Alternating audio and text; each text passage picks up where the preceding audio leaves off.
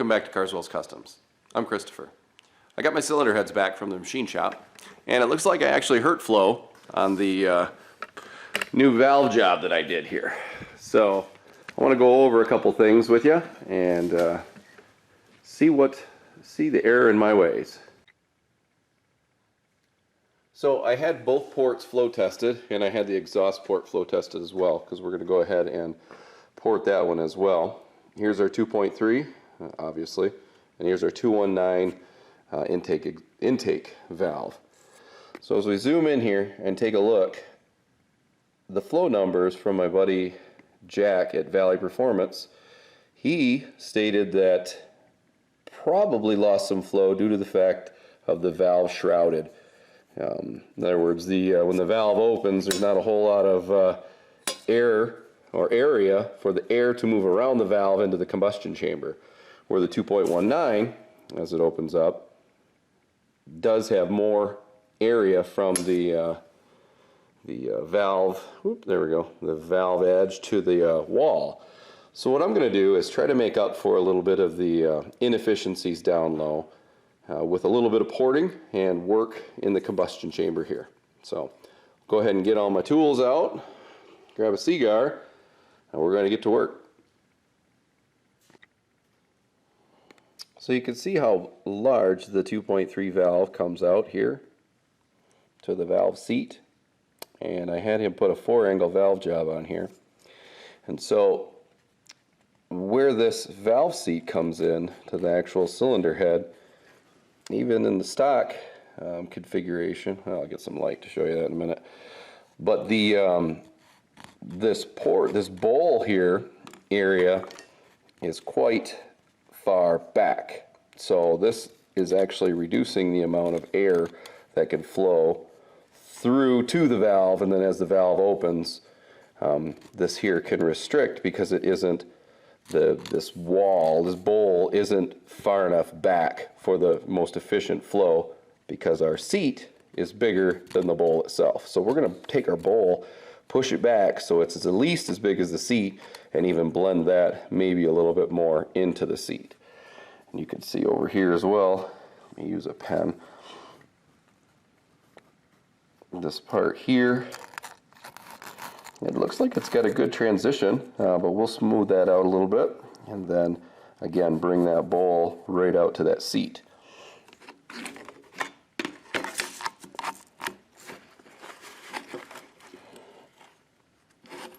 And in the stock configuration, same kind of story. Valve seats here, the bowl kind of runs, kind of ramps in back towards the valve stem boss. So again, we're going to port this one too, and I'm going to try to do just as good a job on this as I do on our 2.3, and after porting we'll be able to have a very good indication of what a stock valve head will do after some work, and then a 2.3. Really my goal is to see if I can pick up flow under the 0.4 of an inch lift. That low lift flow is what I lost, and so with a little bit of work and massaging I hope to improve the outcome. Hopefully I can beat the 2.19 intake valve, but if I don't, well, that's fine too. At least we've got some good data here and not just hearsay from forums. So anyway, let's get to it. Alright, so let's talk about tools. Got our grinder here, cheap grinder, 60 grit, 1/2 inch rolls, 60 grit, 3/8 rolls, carbide burrs, wrenches, cute little light that'll sneak in there, help illuminate. I've got my shop vac that has a radiator hose attachment, so you can stick this in here, right? And as I'm grinding, it pulls all those shavings out, so I don't have to eat them or get them in my eyes.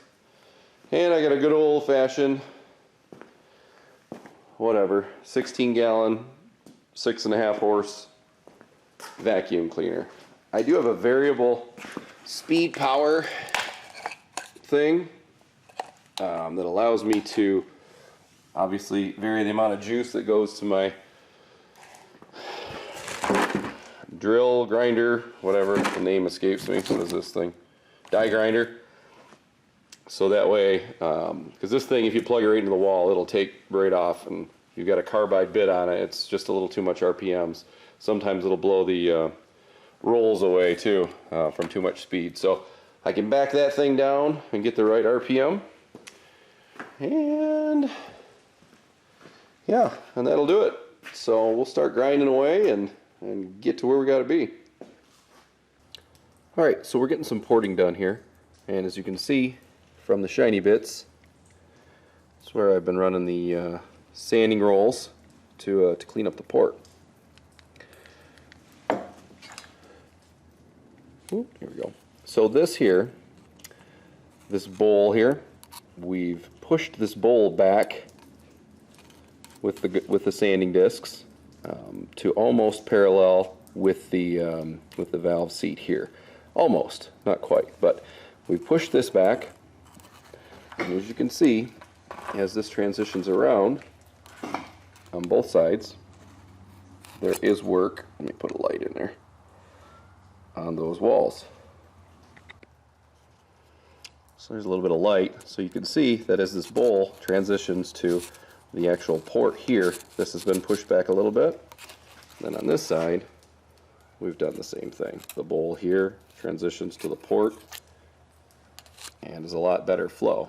Now when we come onto when we show the old one, there's quite a choke point from the bowl to where it transitions to the port itself back here. There's a bunch of meat right here that can be taken out. And on the other side, same kind of situation. The bowl comes around, and then there's a big chunk of meat here that chokes the flow as well. So, coming back to our polished side, also you can notice that I didn't mess with the valve guide boss very much. Usually you gain flow with that at higher lifts, and I'm only going to be doing 498 lift on my camshaft, so I just smoothed this out. But what I did do is on this side, on this roof side, this is the high velocity side, I'd call it, or the most flow comes, a lot of the flow comes out of here. When it starts way back here and comes around, the flow circles out this way because of the combustion chamber. So most of the air will come out here, or a lot of the air will come off of this side of the port, which is the cylinder wall port side, and it will come out and circle, right, which will make the air-fuel mixture homogeneous.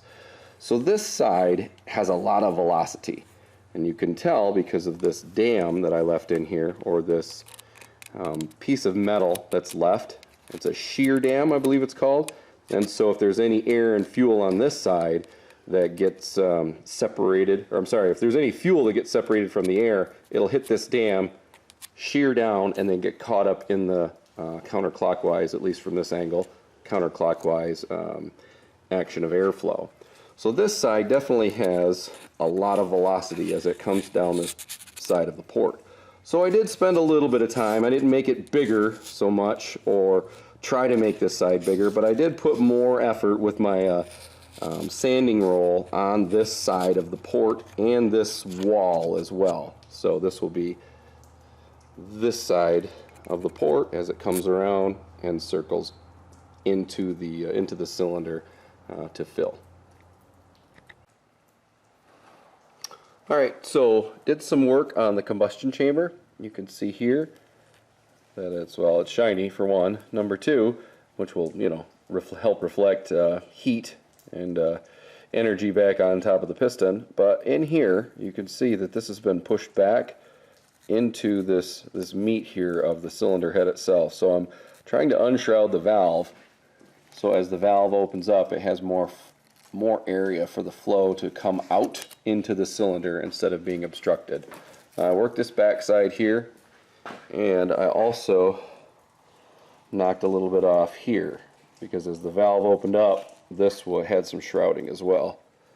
Here's the stock guy, and That's what I've brought back. So this all looks pretty cool here, but let's go ahead and put the valve in and check it out. So my brand new valve became my sacrificial valve for grinding, but you can see there is more distance from that valve to the cylinder wall. So I'm going to go ahead and give her a little pop here.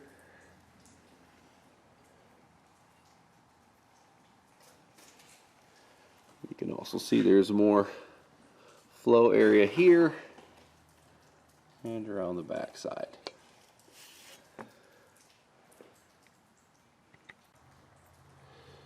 Alright, so I'm going to put a little zip tie on my valve, put it in here, squish the valve down. Then the lift on my cam is 498, so I'm going to put that in my mic.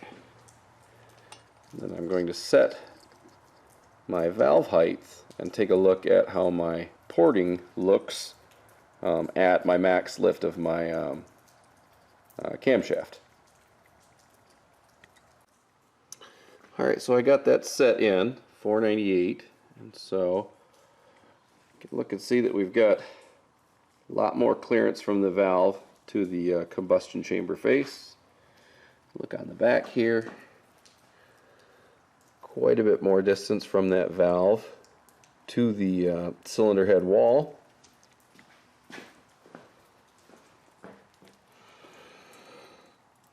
And on this back side, I can get it so it doesn't reflect. You can see there is quite a bit more room for that air to come out on this back side. So I'm pretty happy with those changes.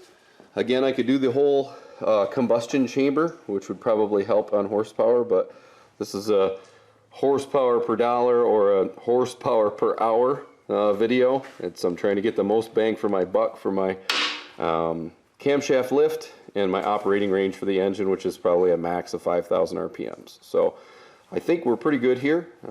We'll keep on moving on, and going to go ahead and make these same changes, comparatively speaking, to the 2.19 combustion chamber valve, or sorry, 2.19 valve in this combustion chamber, and see if it's worth it to put these 2.3s in with the same changes made to the 2.19 cylinder here, and we'll figure that all out here quick. So I'm going to get back to work. Alright, exhaust side now. Taking a look at this stock chamber, even after the heads were cleaned up, still looks like there's a lot of carbon buildup, probably or likely because of the inefficient chamber here, or the this boss. You can see with this, don't have enough hands, I need one more arm here, but you can see inside here that this is machined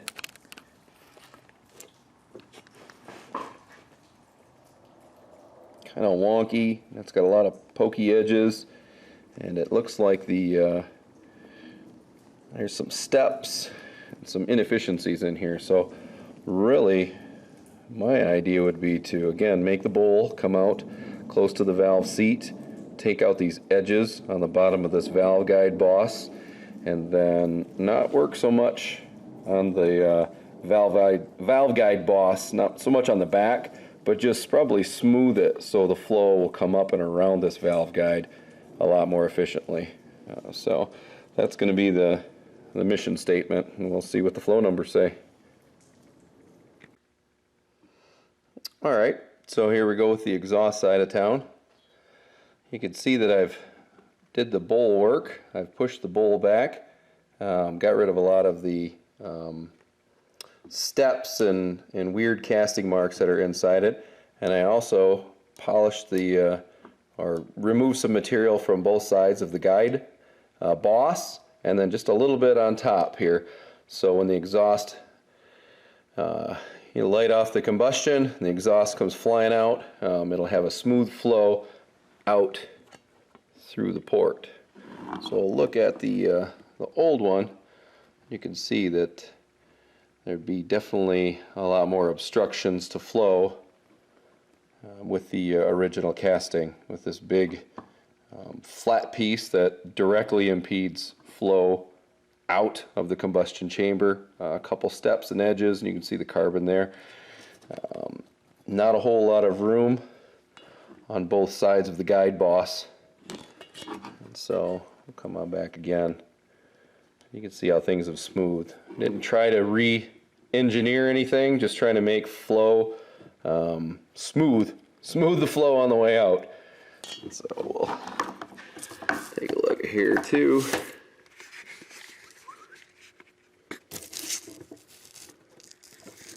And you can see right from this way as well. Didn't try to take a ton of the guide boss out, just trying to smooth the flow. Again, depends on how much time you want to spend on these things, but I think for my application and for where I want the exhaust valve and flow for my camshaft, I think this will do me just fine. So again, we'll check out the flow numbers and see what's up. Okay, so let's zoom in on what we're doing here, so we're not getting any comparisons from turbo engines and $1 million builds and things like that. So what we're doing is we're trying to figure out really, is the 8.1 Vortec a good dollar per horsepower choice? And the parameters are, this is going to be, for my build, a street hot rod engine. Has to have inexpensive upgrades. Again, the dollar per horsepower is our guiding principle here. DIY garage upgradable, so things that we can do in our garage where we don't need super expensive tools. An engine that's naturally aspirated and has 600 horse capability in stock form. Again, naturally aspirated. So cylinder heads are most important torque producing component. They're the largest single component effect on volumetric efficiency and the mean brake torque. So, heads are horsepower. So the goal is to find an inexpensive engine package that can easily be upgraded to 600 horse using those stock cylinder heads, like a junkyard engine, right? Using DIY work, cylinder head porting. So the last time I purchased an 8.1, it was $700. So you can get them for about $1,000 now after 2023's inflation that's occurred. So here we go. Gen 7 heads, 2.19 valve versus the 2.3 valve stock ports. This was the very first flow test I had done.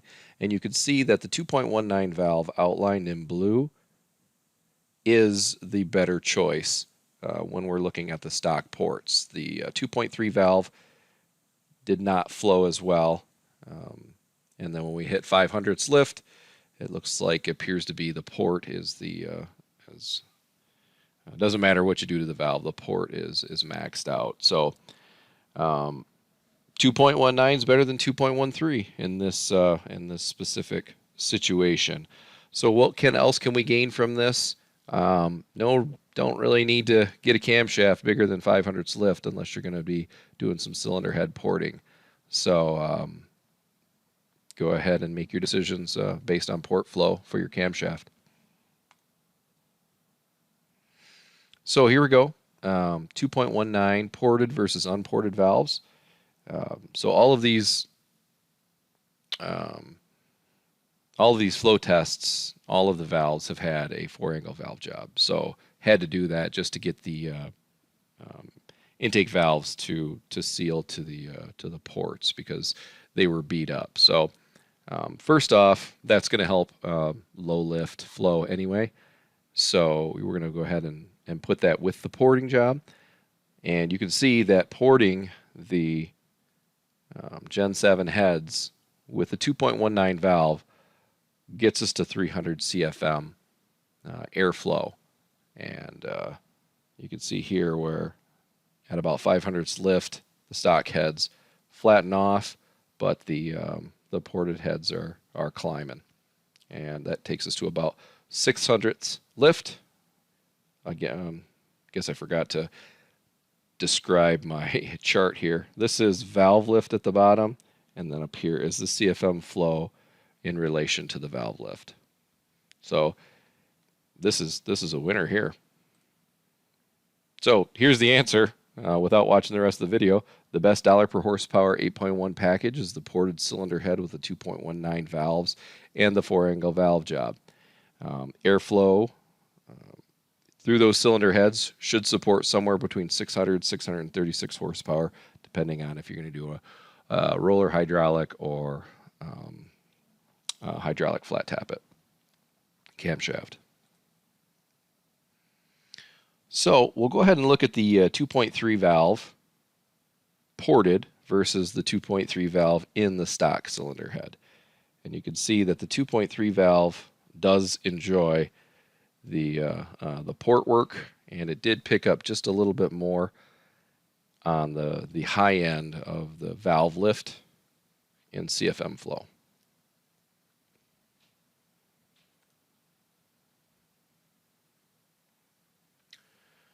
So here's the ported 2.19 versus the ported 2.3 valve. And interesting enough, if you look at the 2.19, you pick up a lot of low lift flow, which is critical, in my opinion, to a street engine. I'll discuss that in a second. But right about 375 lift here, switches over. The 2.3 valve seems to be carrying up and carrying a little bit more lift, or I'm sorry, flow per lift. Now your low lift flow here, why this is critical is for many reasons to get airflow going. If you can imagine a train sitting on the tracks, when the engine starts to pull, it pulls one car, which pulls the second car, which pulls the third car, which pulls the fourth car. And so that chain of events, airflow does stick together. And so with the more airflow you can get moving at the low lifts, the more total airflow you're going to pull at the bottom or at the top end, because you've drug that air around the valve and the valve seat.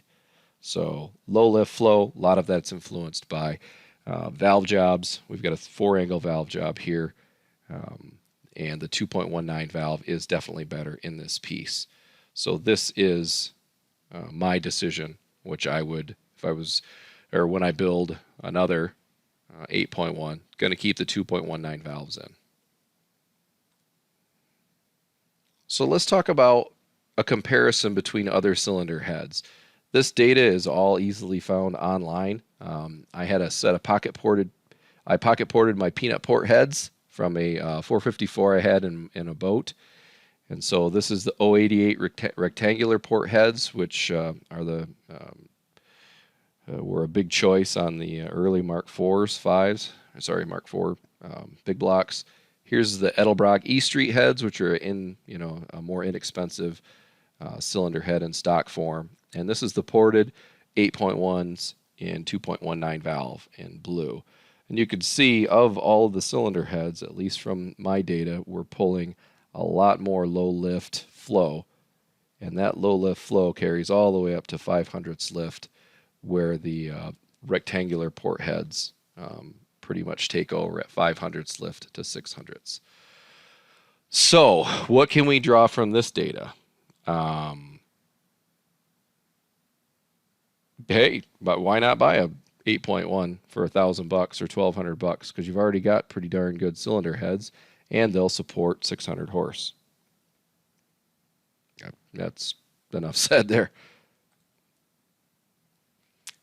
And this data here is 2.19 ported, 2.19 unported, 2.3 ported, and 2.3 unported. And this is just what it looks like with all of the iterations of the Gen 7 cylinder head. 2.3 valve stock ports is the biggest loser. And then the 2.19 port here in red, stock ports. And then again, you can see how the 2.19 ported intake comes up to about 375 lift of the camshaft or the valve, and then the 2.3 ported cylinder head takes over from there.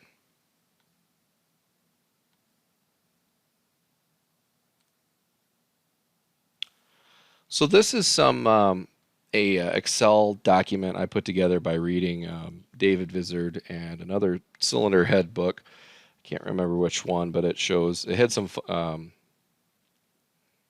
functions in there. You throw some data in, and it gives you some horsepower predictions. They're quick and dirty, so don't hold me to it.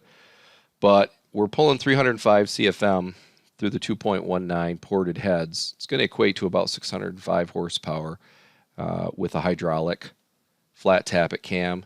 Roller cam's going to put us approximately 641. Superflows function. Looks like I got 303 here. Close enough. Gets you to about 630 horsepower.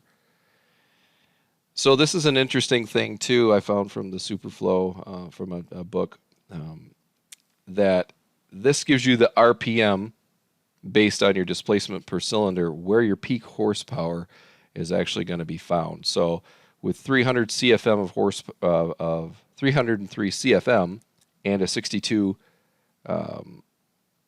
the displacement 62 cc cylinder, your RPMs where your peak horsepower is going to be 5,845. So I think that's interesting, because if you're going to spin this big block and you're going to go ahead and stick with a 2.19 valve because it's the best, in my opinion, overall flow, then I believe valve train stability is going to be one of your targets, right? Good springs, good retainers, possibly good studs, and then maybe some lighter valves. So this is all good data here. So then this is another estimation, and this is a hydraulic flat tappet cam versus a hydraulic roller cam. These data points, I equated those to horsepower. So at 0.2, so 0.1, 0.2, 0.3, the CFM flow and how much horsepower that equates to as it comes up. Again, this is an estimation, so please don't write in the in the chat that I don't know what I'm talking about, because this is again, we're just estimating things here, and when we get it on the dyno, that's truly the only real way to measure horsepower, and even then the racetrack's the only dyno that matters. So hopefully this will just help guide some decisions on where you're gonna take your big block. All right, so here's the hard numbers between the charts that I put up. I'm sure everybody would like to see the actual numbers. So in the blue here is my 2.19 Gen 7 ported cylinder heads, and this is what they look like versus the Edelbrock E Street heads. I'm going to go ahead and drag this down a little bit to the 088 rectangular port heads. And then what they look like versus peanut port heads. We got stock flow. Gen 7 with a 2.3 valve unported. And Gen 7 ported 2.3.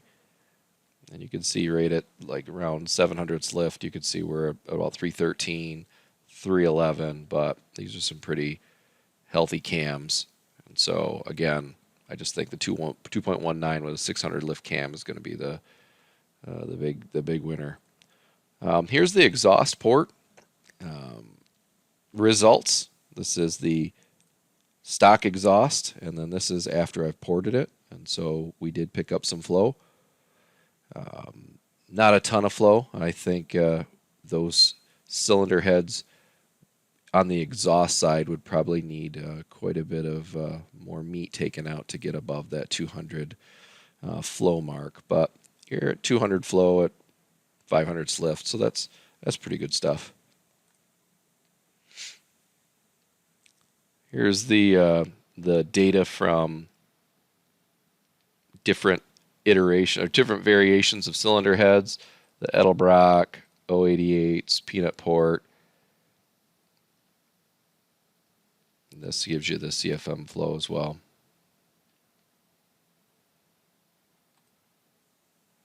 Flow to horsepower. So the cylinder head flow, right?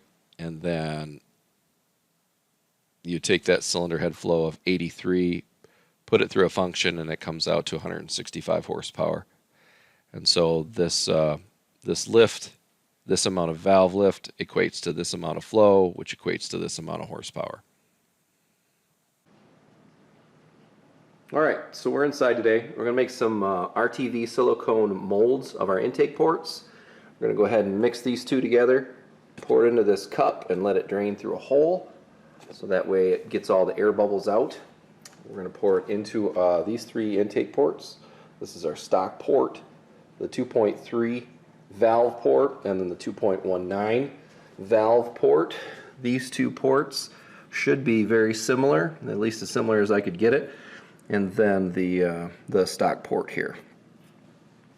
So once we get these silicone molds pried out, we'll be able to visually distinguish and hopefully get a better idea of why different ports flow better, and we can hopefully take those lessons and apply them to future porting.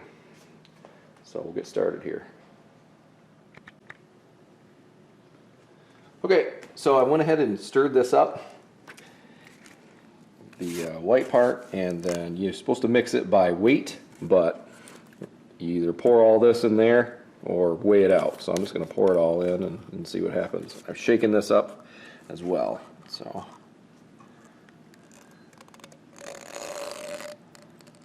okay. Try not to add air to the mixture when you're mixing it up. But, I mean, you know, hey, we do the best we can.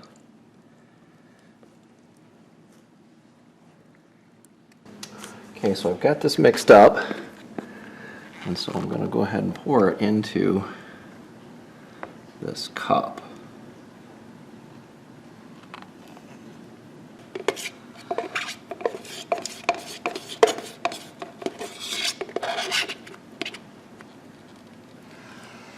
Ooh. Okay, so the two most important ports I want to get is the stock one and the 2.19, because this was the best flowing port under 375 lift. And I'm more, for a street engine, I like a lot of low lift flow versus a ton of high lift flow. Camshaft or the valve spends more time open below its maximum lift. So this is the port I'm interested in, and the stock. So I've got this mess all ready to go.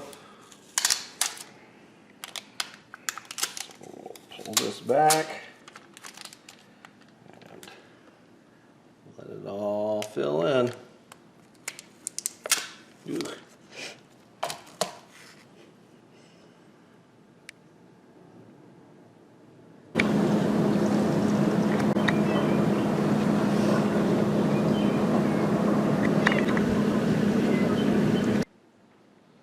Okay, so I went ahead and mixed up another batch. So that's 2 batches of the RTV silicone to get about that much done. This is the 2.3 port. I didn't do a whole lot of work to the outside here anyway, so I guess I'm not too heartbroken about it. This is my port that I'm most happy with, again, because of the low lift flow. So got those together, zip ties on the valves to keep them in, and I don't see any blue leaking out the other side. So by tomorrow I'll have some very nice silicone molds of these ports, and I can take a look at them and we'll discuss it when they come out of the oven. So catch you then. Okay, so I went ahead and mixed up another batch.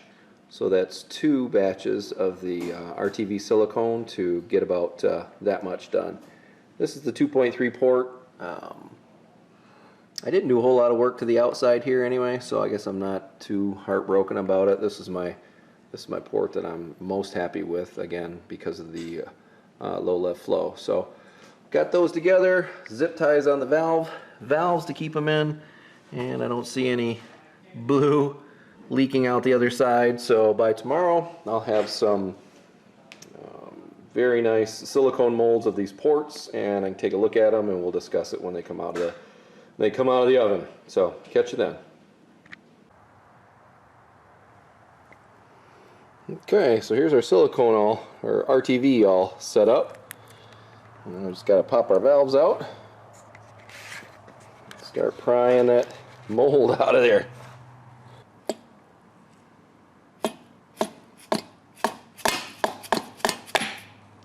There we go.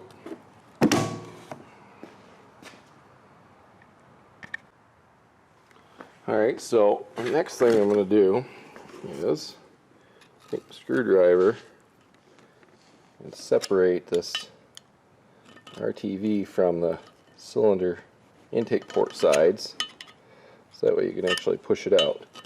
And it is not easy to do. Let me just tell you, it is a lot of work. So this is just a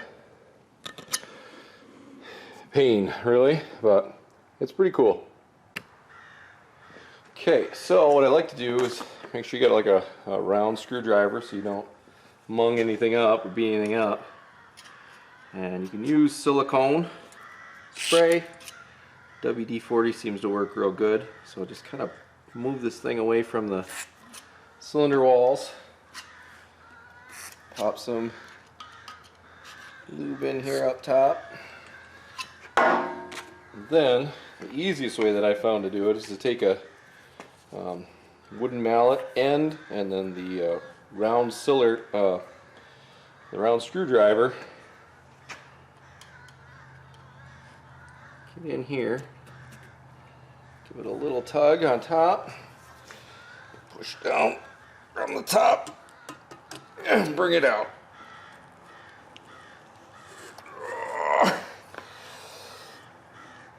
If you got a buddy that can help, it's worth it.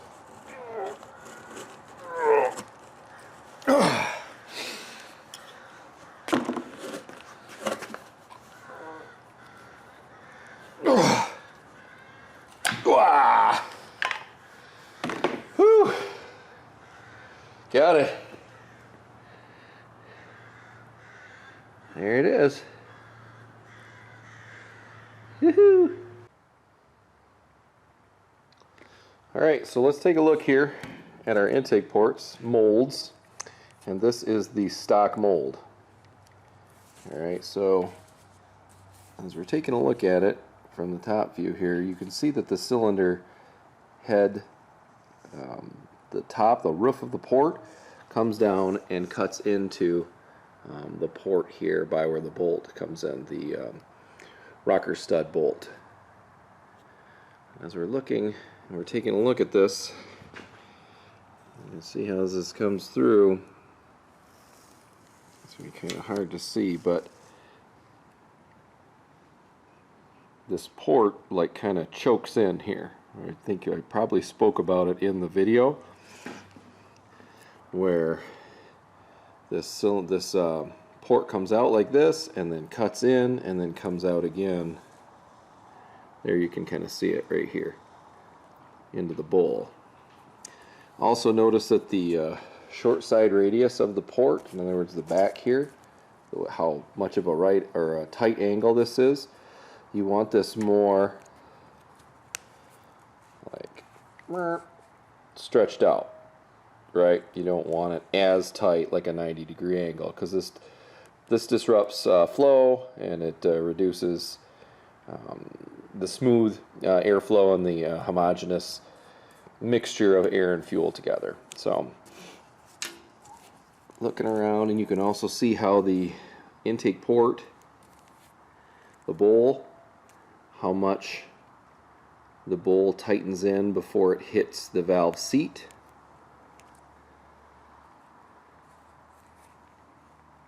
Kind of hard to see with this, the back of the valve sitting here, but that's a pretty good view. This comes in and then it bumps out. Okay.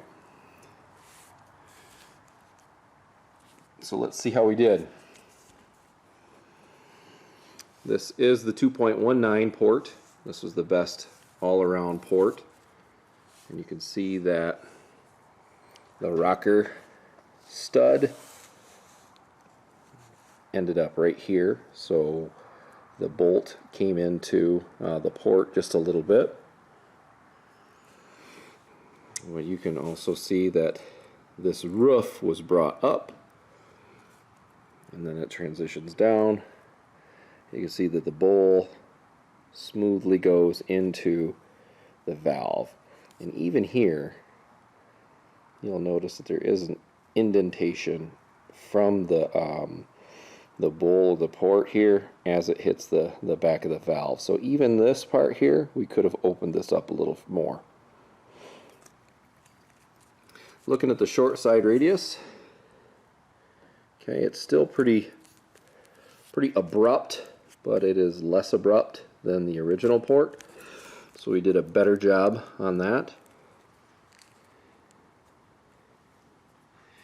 And you can see on the roof here, as this comes down, we raised this just the smallest amount to allow more port flow into here.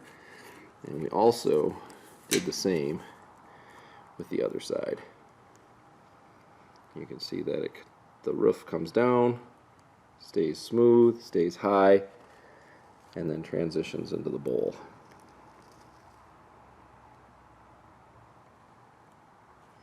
You still see the casting lines where the original port was. Again, I wasn't trying to take out a ton of meat. I wasn't trying to remake the wheel. So that's a good sign that we still see some of that. It does get lost in here, but that's where we're transitioning from the port itself to the turn here, and then back into the bowl.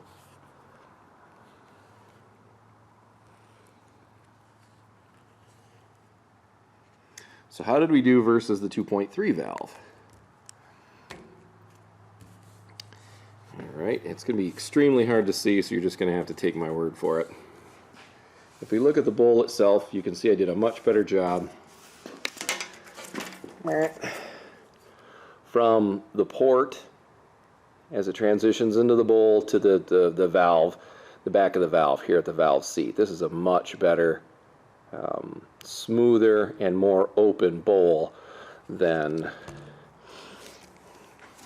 our 2.19 port. Bing. On top, I also took a little bit more meat out of the roof, and then this long side, I call it the long side of the runner. I did raise the cylinder head, the cylinder port roof just a bit more. And it's definitely hard to see, but you can see the smoothness of that 60 grit paper versus the the very aggressive or very rough stock casting. Okay, not a whole lot of casting marks except for back here. I did try to smooth that out and bring this wall further out this way to better flow into the bowl, and the same with the other side.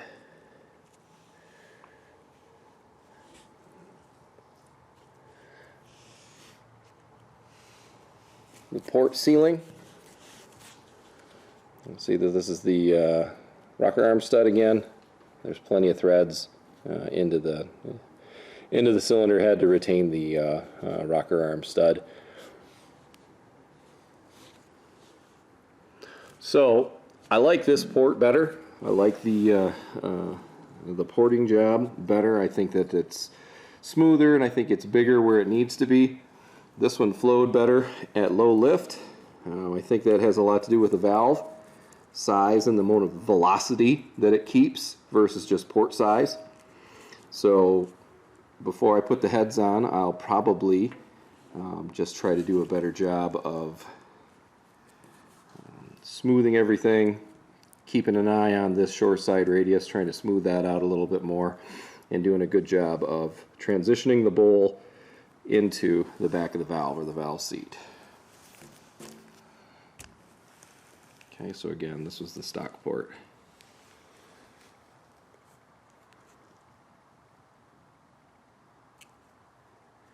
Now these things are really great to make. These molds are kind of a pain, but they become a library as well. So what helps guide me is back a while ago, I had rebuilt a LSX or two, and so I had taken some port moldings from the LSX 454.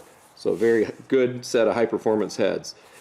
And I'll use this as guidance with the you know, the cylinder roofs, trying to transition the short side radius. But even this one in stock form could have used a little bit of work. Could have used a little bit of work from the port into the valve seat area. But again, it keeps the that shear dam or whatever it's called. I should probably Google it, but so I kept that shear piece in all of the porting that I did. Had a nice smooth tall transition down the port on that side, so again tried to keep that in my port.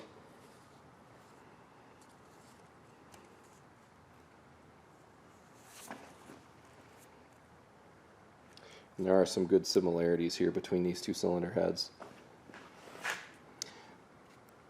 So, and here is a LT1 direct injection port, and you can definitely see the difference in the short side radius, right, the back. I mean, how aggressive this is, even the LSX head, how aggressive this turn is. And these direct injection intake ports are very smooth. They don't have much of a 90-degree turn at all. So these are some serious flowing cylinder heads too. Again, from another rebuild or something I had going on, I took this and took a mold of it. Now, to be the devil's advocate, we're going to look at the stock port here. Now there is some theory and some ideas that you'll see how this port kind of, we talked about earlier, how it like necks down and becomes tighter here. I have read where in stock applications where you neck this down, it becomes like a venturi.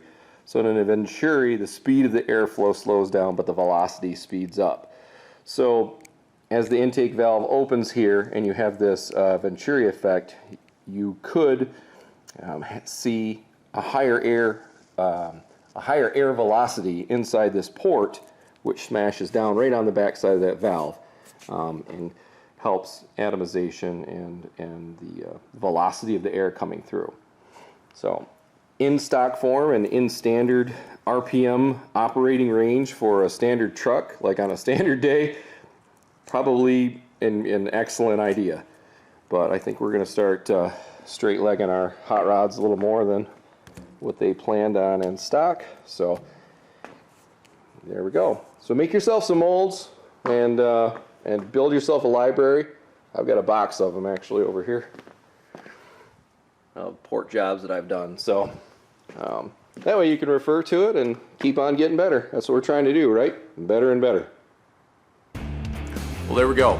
Thanks for hanging on all the way till the end. There's a ton of information here. Love to share some more information. If you port heads and want to add some good info for everybody, then please put it in the comments. Bounce some ideas back and forth.